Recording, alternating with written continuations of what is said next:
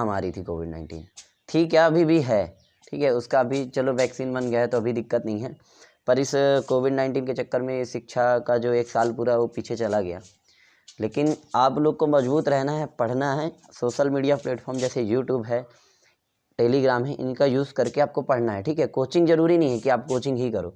Social media में YouTube में जैसे आप देखेंगे, यूट्यूब में आपको जिस एग्ज़ाम की प्रिपरेशन करनी है, यूट्यूब में बहुत सारी वीडियोज़ हैं। किसी के चैनल आप देखेंगे, मैथ के लिए राकेश सर हैं, और ऐसे ही फिज़िक्स के लिए, केमिस्ट्री के लिए, कॉम्पिटिटिव एग्ज़ाम के लिए है, हर चीज़ के लिए यूट्यूब में सारी चीज़ें हैं।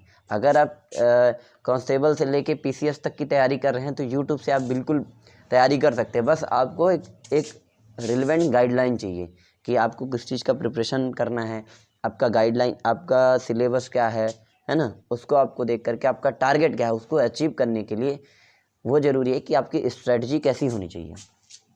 तो यहाँ पे जो उसमें 14,000 पोस्ट है, जिसमें से सामान्य वर्ग के लिए अनरिजर्व जो पोस्ट थे वो कांस्टेबल जीडी के लिए,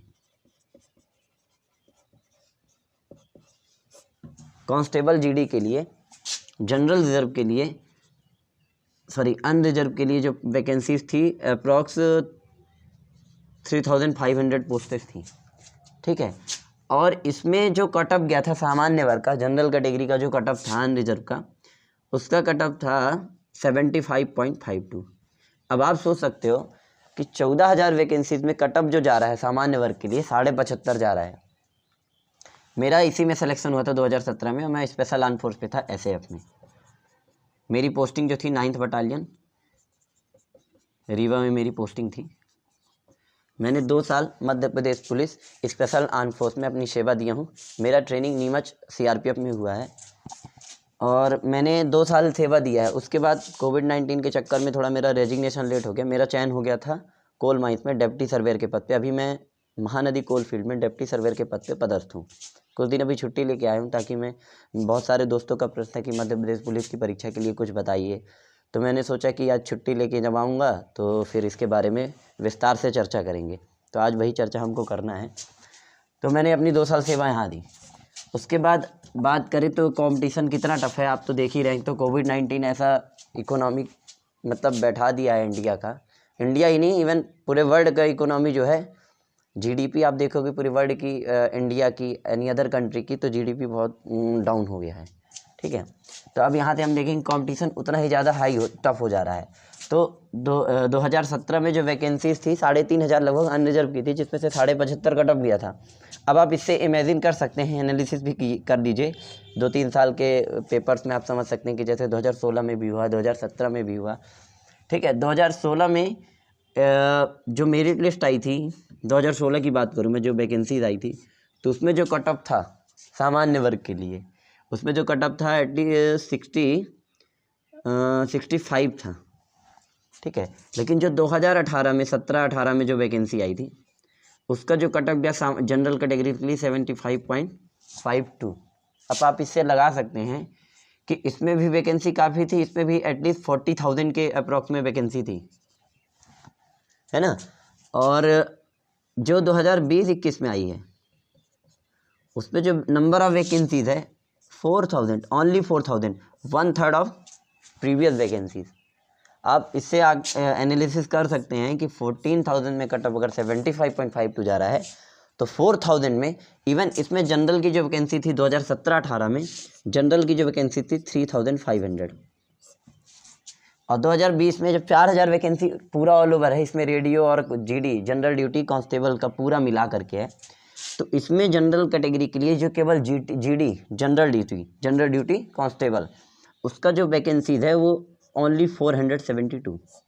अब आप देखो कि 3,500 कहाँ, ओनली 472, है ना। तो जो कट ऑफ की जो पॉसिबिलिटी है, अगर अब एग्ज़ाम के ऊपर भी डिपेंड करता है कि टफ आ रहा है कि इजी आ रहा है, उस पर थोड़ा डिपेंड करता है। तो मेरे हिसाब से जो जितना एनालिसिस मैं किया हूँ, तो जो 472 इस वैकेंसी के लिए, जो 4,000 वैकेंसी आपकी 2020-21 में आई है, इसमें जो मध्य प्रदेश पुलिस के लिए कट ऑफ जो जा सकता है वो जाएगा आपका अप्रॉक्स, मान के चलिए आपकी मिनिमम 80 और मैक्सिमम 85। ये मैं कट ऑफ बता रहा हूँ आपको, इतना कट ऑफ आपका जाएगा ही जाएगा, मिनिमम 80। मोर देन 85 भी हो सकता है मे बी, लेकिन एवरेज जो एनालिसिस करने के बाद 80, मिनिमम 80 और मैक्सिमम 85, इसके बीच में आपका कांस्टेबल के लिए इतने जनरल कैटेगरीज के लिए 472 में इतना कट ऑफ जाएगा 80 to 85। अब अगर ओबीसी है तो अनरिजर्व की बात हो गई कि 80 to 85, इसी तरह ओबीसी भी अप्रॉक्स इतना ही रहेगा 82, 82, 83 होगा। एससी एसटी के लिए आप इसमें से 10, 5 नंबर कम कर दीजिए, 70 to 75, 75 to 75 to 80 कर दीजिए, और एसटी के लिए 70 to 65 to 75 कर दीजिए। अप्रॉक्स मोटा मोटा अनरिजर्व ओबीसी, एससी और एसटी, अनरिजर्व का अगर 80 to 85 जा रहा है तो आप ये मान के चलिए कि ओबीसी का जनरली इतना ही रहता है कट ऑफ, 1-2 नंबर कम ज़्यादा हो सकता है, ओबीसी इवन ज़्यादा भी हो जाता है।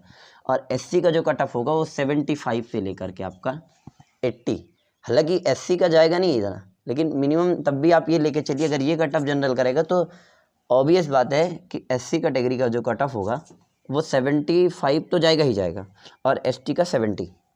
ठीक है, ये तो बात हो गई कंपटीशन के लिए कि कितना कंपटीशन टफ है या कितना कम है। अब इसके हिसाब से आप लोग को प्रिपरेशन करना है, मैं आपको बताऊंगा कि प्रिपरेशन करने की स्ट्रेटजी क्या होगी।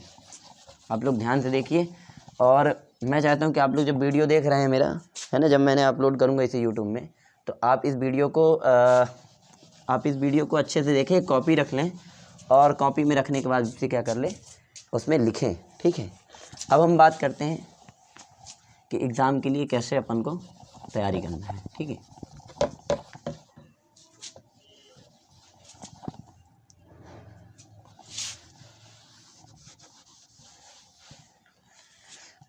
तो एग्ज़ाम की तैयारी करने के पहले सबसे पहले हमको सिलेबस के बारे में पता होना चाहिए कि हमारा जो एग्ज़ाम का पैटर्न है वो पैटर्न क्या रहेगा, कितने मार्क्स के पेपर आएंगे। ठीक है, तो हम जानते हैं कि इसमें 2 पार्ट है, जैसे 4000 की वैकेंसी आई है, इसमें तो 2 है, एक तो पहला कांस्टेबल जीडी,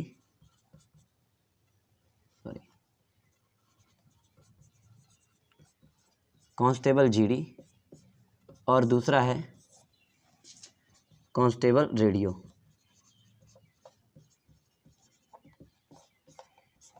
आपको जीडी के लिए अगर कोई सामान्य वर्ग का विद्यार्थी है या अन्य पिछड़ा वर्ग का जो विद्यार्थी, सामान्य वर्ग, अनरिजर्व, ओबीसी एंड एससी, ये तीनों के लिए इनको मिनिमम 10th पास आउट होना चाहिए। और उसके बाद जो एसटी कैटेगरी से है तो वो 8th या इसके इक्विवेलेंट 8th क्लास होगा अगर एसटी कैटेगरी का, तो वो मध्य प्रदेश पुलिस की परीक्षा का फॉर्म भर सकता है। पर उसका जो एज होना चाहिए, वो एज का जो मिनिमम एज का क्राइटेरिया, सबसे ज़्यादा दिक्कत लोगों को यही होता है कि हम क्या फॉर्म भर सकते हैं नहीं भर सकते। तो जो एज का इसमें है, तो एज के लिए सबसे पहले आपका मिनिमम एज 18 होना चाहिए और मैक्सिमम जो है वो 33 होना चाहिए। ये अनरिजर्व कैटेगरी के लिए, ओबीसी के लिए है ना। और जो कैटेगरीज हैं जिनको रिजर्वेशन है तो उनको इसमें से 5 ईयर मैक्सिमम रिलैक्सेशन मिलेगा, तो उनका मैक्सिमम एज कितना हो जाएगा 38। तो मिनिमम जिनका 18 साल हो गया है वो पुलिस का फॉर्म भर सकते हैं। और जो अनरिजर्व ओबीसी और एससी से बिलोंग करता है वो 10th पास आउट होना चाहिए। और जो अनुसूचित जनजाति, शेड्यूल ट्राइबल, इससे जो बिलोंग करता है वो 8th पास में भी आप एमपी पुलिस के फॉर्म भर सकते हैं। ठीक है, ये बात इसकी होगी। अब रेडियो में देखें आप, रेडियो का अगर किसी कोई भरना चाहता है तो उसके पास टेक्निकल कोई डिप्लोमा होना चाहिए, ITI 2 साल का, 2 ईयर का उसके पास डिप्लोमा होना चाहिए। 2 ईयर के डिप्लोमा में आपको बहुत सारे ट्रेड हैं, जैसे NCBT SCBT में रहते हैं, इलेक्ट्रीशियन है, और जैसे मशीन इनपुट से है, या फिर कोई इंफॉर्मेशन टेक्नोलॉजी से IT से है। तो ITI में जो 2 ईयर के ब्रांचेस होते हैं, उस ब्रांचेस के थ्रू आप रेडियो के लिए अप्लाई कर सकते हैं। ठीक है, ये तो हो गई वैकेंसी बात, कौन फिलअप कर सकता है कौन नहीं कर सकता है। थोड़ा सा हम एक ओवरव्यू फिजिकल का दे देते हैं। हमारा मेन अभी उद्देश्य पर्पज़ है आपको एग्ज़ाम के पैटर्न की तैयारी कराना। थोड़ा जानकारी हम आप सभी को दे रहे हैं कि उसमें आपका एज क्या होगा, है ना, फिर आप कौन लोग फिलअप कर सकते हैं फॉर्म, कौन कौन एलिजिबल है या नहीं है, ये तो बता दी। अब आते हैं फिजिकल के लिए। फिजिकल पहला तो होगा रिटन, दूसरा होगा फिजिकल, तीसरा होगा मेडिकल। इस पोस्ट के लिए कोई इंटरव्यू नहीं होता है। रिटन के लिए 100 मार्क्स का पेपर रहेगा, रिटन के लिए 100 मार्क्स का पेपर रहेगा, जिसमें से आपका 100 मार्क्स का पेपर रहेगा, जिसमें आपका 40 मार्क्स का रहेगा सामान्य ज्ञान एवं तार्किक ज्ञान, ठीक है, जिसको अपन बोले general knowledge and logical knowledge. अभी हम इसके बारे में डिटेल में चर्चा करेंगे, थोड़ा सा ओवरव्यू मैं बता देता हूँ आप लोगों को। इसमें से 40 + 30 का मेंटल एबिलिटी रहेगा, ठीक है, 30 का क्या रहेगा, mental ability and mental aptitude, plus 30 में मैथ एंड साइंस। इसको भी डिटेल में मेन चर्चा करेंगे रिटन के एग्जाम के लिए। थोड़ा सा ओवरव्यू हम रिटन, फिजिकल और इसके बारे में दे देते, फिर इसके बारे में हम विस्तार से चर्चा करेंगे कि किस बुक का उपयोग करना है आप सभी लोग को, कंटेंट क्या रहेगा आप लोग का। 40, 30 और 30, ठीक है। अब यहाँ पे फिजिकल की बात करें तो पहले जो रिटन क्वालिफाई करेगा, सबसे पहला इंपॉर्टेंट है कि आपको रिटन की प्रैक्टिस करनी है। रिटन अगर आपका निकल जाएगा तो फिजिकल ईजी रहता है, फिजिकल तो आप कर ही लोगे, क्योंकि रिटन निकलने के बाद एक अलग से एनर्जी आ जाएगी, तो आप लोग आराम से निकाल लोगे, ठीक है। फिजिकल में तीन स्टेप्स होते हैं। पहला होता है रेस। रेस होता है 800 मीटर का, 800 मीटर की दौड़ होती है 2 मिनट 45 सेकंड में। यह है सामान्य वर्ग के लिए है, जनरल कैटेगरी के लिए है रेस। ये हालांकि रेस जो है 800 सेंटीमीटर का है, तो मेल में सभी लोगों के लिए यही रहेगा 800 मीटर 2 मिनट 45 सेकंड। ये अनरिजर्व के लिए भी है, ओबीसी के लिए भी है, एससी के लिए भी है, एसटी के लिए है, लेकिन फीमेल के लिए इसका अलग है।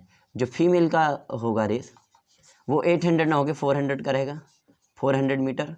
एंड जो टाइमिंग रहेगी, टाइमिंग आई थिंक मुझे कंफर्म नहीं, श्योर नहीं है, 4 मिनट का रहता है, 4 मिनट 5 मिनट का रहता है। इसको आप देख लेना, मैं एक नोटिफिकेशन दे दूंगा फिजिकल में क्या क्या क्राइटेरिया, वो मैं आपके डिस्क्रिप्शन में लिंक दे दूंगा, आप लिंक में जाएंगे और लिंक में जाके आप ओपन करेंगे तो आपको सारी डिटेल ही मिल जाएगी। बस थोड़ा सा ओवरव्यू मैं आपको बता देता हूँ कि फीमेल का 400 मीटर का होता है, जिसमें 4 मिनट अप्रॉक्स आपको समय दिया रहता है, और दौड़ में केवल आपको एक ही चांस मिलेगा, ठीक है। दूसरा फिजिकल में आता है आपका, फिजिकल में पहला तो आपका आ गया क्या, रेस। दूसरा आता है गोला फेंक, शॉर्ट पुट, ठीक है।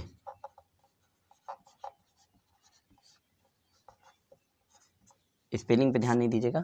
शॉर्ट पुट के लिए आपको 3 चांस मिलते हैं, 3 चांसेस फॉर एवरीवन, सभी को 3 चांसेस मिलते हैं।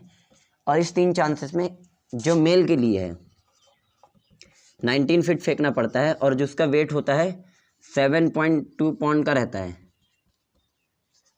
जो वेट है उसका रहता है, ठीक है। 19 फीट फेंकना होता है मेल के लिए, और फीमेल के लिए जो रहता है, फीमेल के लिए 15 फीट, और ये शायद 5 kg का ऐसा कुछ रहता है, 5 पाउंड से रिलेटेड। आप इसको देख लेना क्या उतना उसका वेटेड मुझे ज़्यादा क्लियर नहीं है, पर यह है कि मेल के लिए 19 फीट है और फीमेल के लिए क्या है 15 फीट है, ठीक है। ये तो शॉर्ट पुट की बात हो गई। इसमें भी आपको 3 चांस सबको मिलेगा। 3 चांस में अगर पहले चांस में आप क्वालिफाई कर लेते हैं तो आपको 2 फिर ज़रूरत नहीं है, 3 चांस तक आपको मान देते। तीसरा होता है लॉन्ग जंप। लॉन्ग जंप जो मेल के लिए रहता है वो 14 फीट रहता है, और फीमेल के लिए 10 फीट। इसमें भी 3 चांसेस आपको मिलते हैं। ये तो फिजिकल का क्राइटेरिया हो गया, पहला रेस, ठीक है, दूसरा शॉर्ट पुट, तीसरा होता है लॉन्ग जंप। रेस मेल के लिए 800 मीटर, टाइमिंग रहेगी 2 मिनट 45 सेकेंड, पर इसमें एक चांस मिलेगा रेस में, अगर आप एक बार डिस्क्वालीफाई हो गए तो फिर आप मेडिकल के लिए नहीं आप एलिजिबल हैं, ठीक है। फीमेल के लिए 400 मीटर 4 मिनट का टाइम रहता है। शॉर्ट पुट के लिए 3 चांसेस मिलते हैं, मेल को 19 फीट फेंकना पड़ता है शॉर्ट पुट, फीमेल के लिए 15 फीट। लॉन्ग जंप में मेल को 14 फीट और फीमेल को 10 फीट। तो फीमेल के लिए वैसे ज़्यादा फिजिकल इजी रहेगा, और दोनों के लिए भी रहेगा, इसमें इतना ज़्यादा कोई वो नहीं है ना। ये तो हो गई फिजिकल की बात। मेडिकल तो बहुत इजी रहता है, मेडिकल की चिंता आप बिल्कुल ना करें, मेडिकल बहुत ही आसान रहता है। बशर्ते आप अपने हेल्थ का ज़रूर ध्यान रखें। हेल्थ में कोई मतलब शरीर में आपको कोई ऐसा मेजर प्रॉब्लम नहीं होना चाहिए जो कि आपका ट्रीटमेंट से भी ठीक नहीं हो सकता। बाकी मेडिकल में आपको कोई दिक्कत नहीं।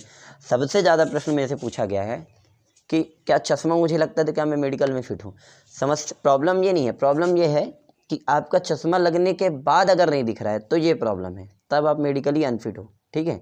चश्मा लगने के बाद आपका अगर विज़न जो है, वैसे जो आई विज़न का है करेक्ट 6/6 रहता है, अगर आप 6/6 रीड कर पा रहे हो तो मतलब आप फुली फिट हो, ठीक है। और अगर आपने चश्मा लगाया तो आपका 6/9 है तो भी फिट हो आप। तो चश्मा लगाने के बाद आपका स्टैंडर्ड जो है मेडिकल का वो 6/9 होना चाहिए, तो आप फिट हो। आप बिल्कुल चिंता ना करें इस चीज़ के लिए कि मेरा चश्मा लग रहा है ना। और नॉक नी का जो प्रॉब्लम है तो उसके लिए हम अलग से वीडियो बनाएंगे, नॉक नी का प्रॉब्लम कैसे ठीक किया जा सकता है, ठीक है। अब हम जो इम्पोर्टेंट चीज़ है फिजिकल हो गया, मेडिकल भी मैंने देख लिया फिलहाल। अब हम बात करते हैं रिटन की। रिटन के लिए कौन सा सिलेबस, कौन सा पैटर्न यूज़ करना है, इन सब के बारे में हम धीरे धीरे चर्चा करते हैं विस्तार से, जो ज़रूरी है। ठीक है, तो रिटन के लिए सबसे पहले आप लोग को ध्यान देना जरूरी है general knowledge and logical knowledge. इसमें क्या क्या हो सकता है, सामान्य ज्ञान एवं तार्किक ज्ञान। इसमें बहुत अच्छे से आप समझना, ये 40 मार्क्स का रहता है। ठीक है, जनरल नॉलेज। अच्छा, पहले एक चीज़ हम और बता दें इसमें, वैसे बताने के लिए तो बहुत सारी चीज़ है, कम से कम 4 से 5 वीडियो बनेगा तभी समझ में आएगा, पर मैं आपको कोशिश कर रहा हूँ कि इसी वीडियो में सारा चीज़ जानकारी दे दूँ। सबसे पहले किसी भी कोई भी एग्ज़ाम हो, चाहे कोई भी रिटन एग्ज़ाम हो, उसको क्वालिफाई करने के लिए 3 चीज़ों का होना बहुत ज़रूरी है। पहला तो सिलेबस, दूसरा है कंटेंट, ठीक है, और तीसरा है previous question paper of previous year question paper.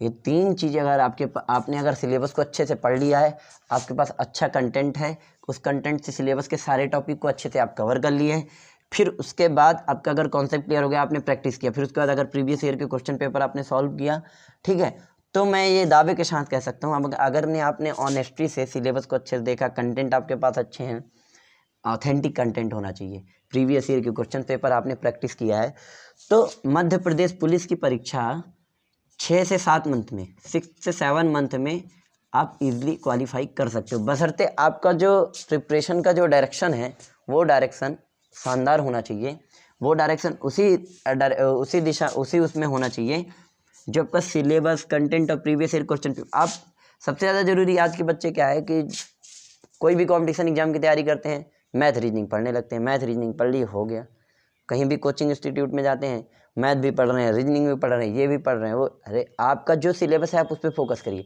Math पढ़ना है, मैथ का मतलब मैथ में आपका कौन सा टॉपिक्स पे ज़्यादा क्वेश्चन आता है, प्रीवियस ईयर के क्वेश्चन पेपर उठाइए 4-5 साल के, उसमें आप देखिए कि किस टॉपिक को ज़्यादा कवर किया, आप उस टॉपिक को लीजिए। जीके का देखिए कहाँ से आता है, फिर आपका साइंस देखिए, ये सारी चीज़ें देखना है कि कहाँ से कितना ज़्यादा आ रहा है, उस पर फोकस करना है। ठीक है, तो सिलेबस, कंटेंट और previous year.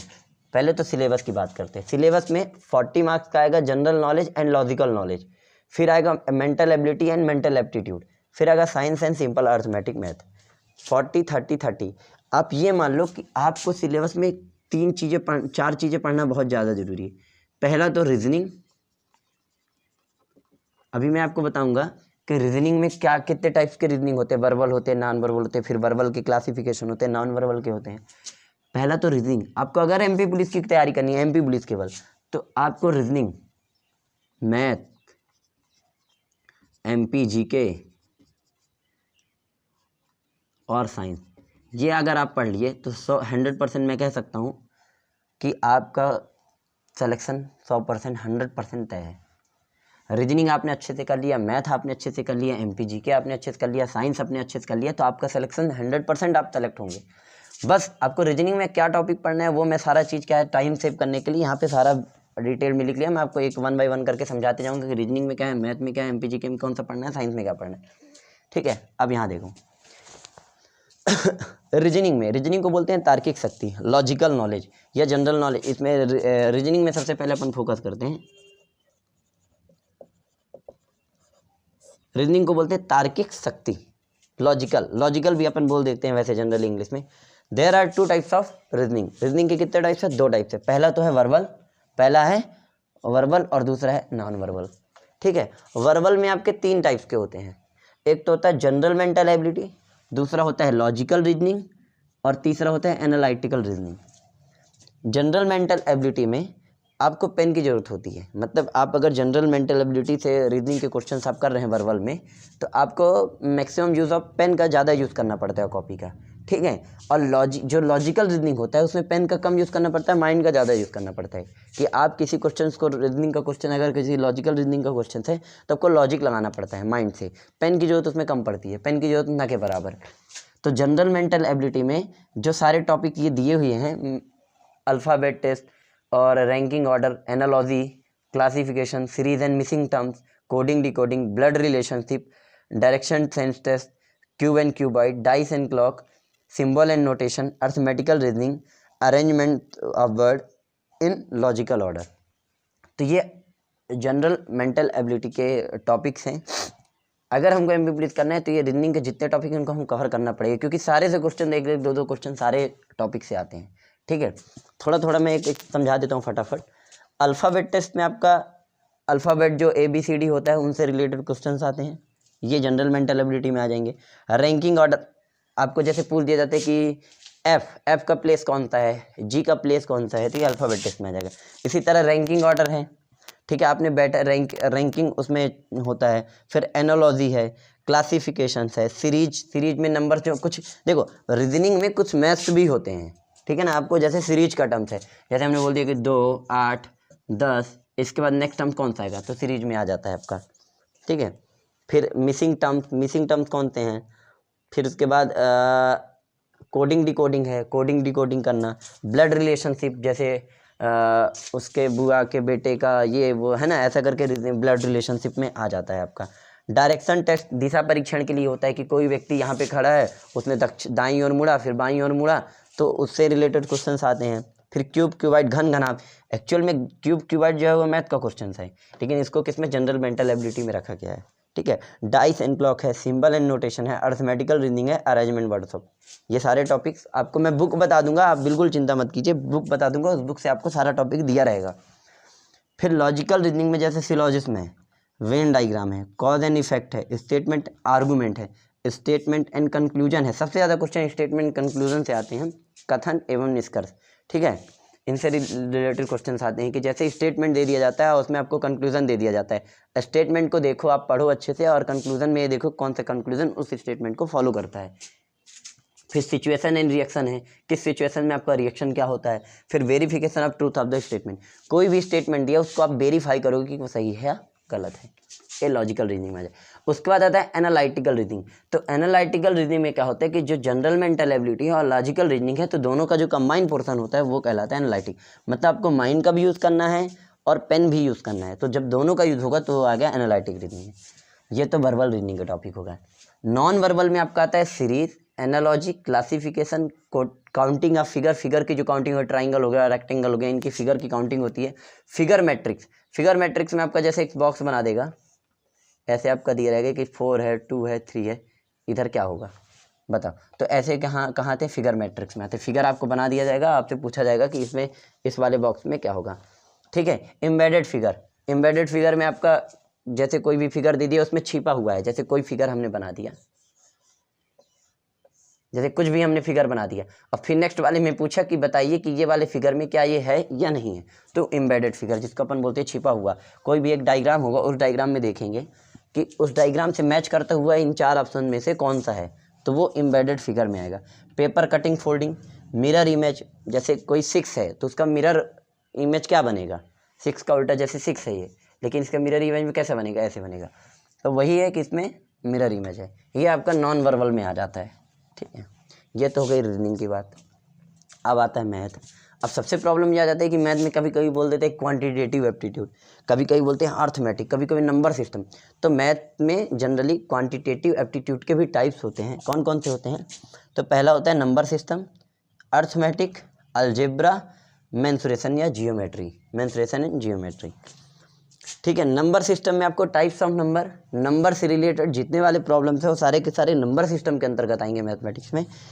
Types of number में सबसे पहले HCF, LCM. Types of number, divisibility test, विभाज्यता के नियम जिसको बोलते हैं, नंबर ऑफ जीरो, शून्य के प्रकार, रिमाइंडर थ्योरम, ठीक है, शेषफल प्रमेय, number of factor and binomial theorem. ये आएगा आपका नंबर सिस्टम में। इसमें आपको दो तीन चीज़ें पढ़ना जरूरी है, एक तो एचसीएफ, एलसीएम, डिविजिबिलिटी और नंबर ऑफ जीरोस और रिमाइंडर थ्योरम।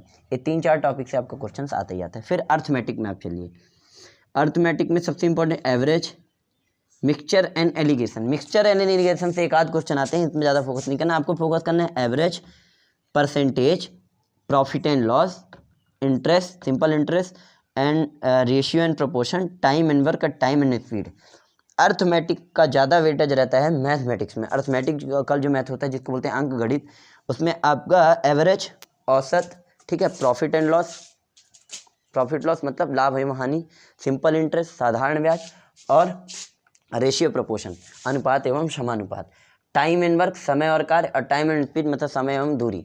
ठीक है, ये आप देख लेंगे। फिर आता है अलजेब्रा। अलजेब्रा से बहुत कम क्वेश्चन आते हैं एमपी पुलिस में। मैं आपको केवल क्लासीफाई करके ये बता दिया हूँ क्लासिफिकेशन के द्वारा कि रीजनिंग में क्या होता है, मैथमेटिक्स में क्या होता है, लेकिन आपको जो पढ़ना है मैं अभी बताऊंगा इसमें। ये तो सारा डिटेल हो गया। आपको ज़्यादा कन्फ्यूजन रहता है कि भैया रीजनिंग में यार इतने सारे रीजनिंग है, कैसे क्या पढ़ेंगे, रीजनिंग में क्या पढ़ना है। तो रीजनिंग में 10 से 15 टॉपिक है, कुछ वर्बल के पोर्सन है, कुछ नॉन वर्बल के। वर्बल में सारे हैं, उनमें क्या पढ़ना है क्या नहीं पढ़ना है ये सारा वीडियो में बता दूंगा। फिर प्रॉफिट लॉस है, इंटरेस्ट है, रेशियो प्रोपोर्शन है, टाइम एंड वर्क है। अलजेब्रा में आपका आता है फंक्शन, इनइक्वालिटीज, अशमिकाएँ जिसको बोलते हैं, quadratic equation and logarithm. Algebra से क्वेश्चन एमपी पुलिस में नहीं आता है, लेकिन मैंने आपको एक जानकारी के लिए बता दिया है कि अलजेब्रा में ये है। ठीक है, उसके बाद आपका आता है जियोमेट्री एंड मेंसुरेशन। मेंसुरेशन से क्वेश्चन आता है, जियोमेट्री से भी आता है। Line angle, triangle, circle, circle का एरिया, सर्कमफ्रेंस ये पूछता है। सॉलिड फिगर में जैसे क्यूब, क्यूबाइड, सॉलिड फिगर में ये सारी चीज़ें आ जाती, कोन है, सिलेंडर है। फिर कोऑर्डिनेट जियोमेट्री है, निर्देशांक ज्यामिति जिसको बोलते हैं। फिर ट्रिग्नोमेट्री, ट्रिग्नोमेट्री से क्वेश्चन नहीं आता ना के बराबर। तो ये जियोमेट्री एंड मेंसुरेशन, ये मैथ के। और एक क्वेश्चन आता है जिसमें से एक क्वेश्चन में ही 5 क्वेश्चन आ जाते हैं। डाटा इंटरप्रिटेशन में पाई चार्ट्स वगैरह रहते हैं आपके, डाटा सफिशिएंसी, सिंप्लीफिकेशन है। फिर क्वेश्चन आता है प्रोबेबिलिटी, प्रायिकता के एक आध क्वेश्चन जो 7वीं 8वीं 6 7 क्लास में आप पढ़े होंगे। प्रोबेबिलिटी के वो क्वेश्चन आ जाते हैं, सेट थ्योरी, समुच्चय के बारे में। तो हालांकि इनमें से आपका प्रोबेबिलिटी बस पढ़ लेना, प्रोबेबिलिटी बस मैथमेटिक्स में आएगा। मैं आपको एक बता देता हूँ मैथ में पढ़ने का लाइक क्या क्या है। सारे से कुछ कुछ पढ़ना है, पर क्या क्या टॉपिक पढ़ना है आप अच्छे से समझना। नंबर सिस्टम में आपको पढ़ना है types of number, LCM and HCF and reminder theorem. इतना ही पढ़ना है नंबर सिस्टम से, types of number, HCF, LCM और रिमाइंडर थ्योरम। उसके बाद अर्थमेटिकल से मैक्सिमम पोर्शन अर्थमेटिकल से कवर होता है। ठीक है, average, percentage, profit and loss, simple interest and ratio proportion, time work and time speed. Arithmetic से लगभग सारा पढ़ना है क्योंकि इसके क्वेश्चन ज़्यादा आते हैं। फिर इसमें से प्रोबेबिलिटी पढ़ना है, प्रायिकता, और जियोमेट्री से आपको ट्रायंगल्स का एरिया फाइंड आउट करने के लिए एग्जाम में क्वेश्चंस आते हैं, सर्कल का आता है, और सॉलिड फिगर के वॉल्यूम एक आठ पूछ देता है, बस और कुछ नहीं इसमें। तो मैथमेटिक्स में इतना पोर्शन आपको टच करना है। ठीक, मैथ और रीजनिंग, सबसे ज़्यादा मैथ और क्या है, रीजनिंग एंड मैथ। अगर रीजनिंग और मैथ आप कर लिए, फिर उसके बाद एमपीजीके और साइंस, तो इतने में आपका एमपीजीके का पोर्शन कवर हो जाएगा। आपको बाकी हिंदी कुछ फालतू की चीज़ पढ़ने की जरूरत नहीं है। Reasoning, math, MP GK and science. तो रीजनिंग और मैथ का क्लियर हो गया पोर्शन। अब आता है एमपीजीके का। अब आपको एमपीजीके में क्या पढ़ना है मैं बता दे रहा हूँ, वीडियो को पॉज करके आप लोग लिख लीजिएगा। ठीक है, एमपीजीके अभी बुक बताऊंगा,